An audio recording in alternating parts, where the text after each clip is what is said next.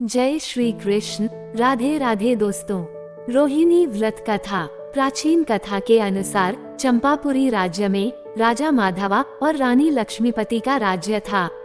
उनके 7 बेटे और एक बेटी थी। एक बार राजा ने बेटी रोहिणी के बारे में ज्योतिषी से जानकारी ली तो उसने बताया कि रोहिणी का विवाह हस्तिनापुर के राजकुमार अशोक के साथ होगा। इसके बाद राजा ने स्वयंवर का आयोजन किया। इसमें रोहिणी अशोक का विवाह करा दिया गया। बाद में रोहिणी अशोक राजा रानी बने। एक समय हस्तिनापुर के वन में श्री चारण मुनिराज आए। उनके दर्शन के लिए राजा पहुँचे और धर्मोपदेश ग्रहण किया। बाद में पूछा कि उनकी रानी शांतचित्त क्यों है। तब उन्होंने बताया कि इसी नगर में एक समय में वस्तुपाल नाम का राजा था, जिसका धनमित्र नाम का मित्र था, जिसकी दुर्गंधा नाम की कन्या पैदा हुई। लेकिन धनमित्र परेशान रहता था कि उसकी बेटी से विवाह कौन करेगा। लेकिन बाद में उसने धन का लालच देकर वस्तुपाल के बेटे श्रीशेन से दुर्गंधा का विवाह कर दिया।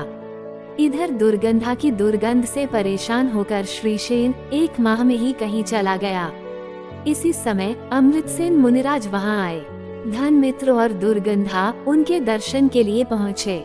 यहाँ धनमित्र ने दुर्गंधा के भविष्य के विषय में पूछा तो उन्होंने बताया कि गिरनार पर्वत के पास एक नगर में भूपाल नाम के राजा का राज्य था।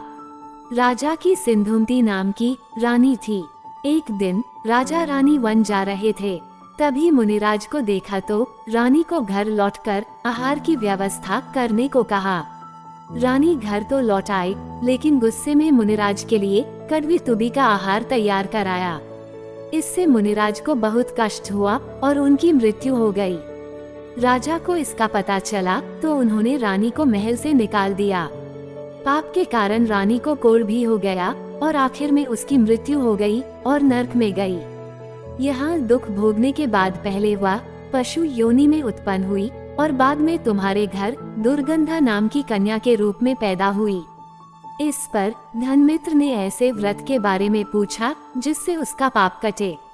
जिस पर मुनि अमृतसेन ने उन्हें रोहिणी व्रत का महत्व और विधि बताई। दुर्गंधा ने ऐसा ही किया और संन्यास व मृत्यु के बाद स्वर्ग को गई। वहां से तुम्हारी रानी बनी।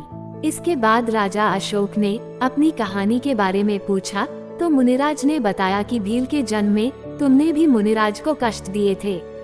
इससे मृत्यु के बाद नरक होते हुए और कई योनियों में भ्रमण करते हुए व्यापारी के घर पैदा हुए।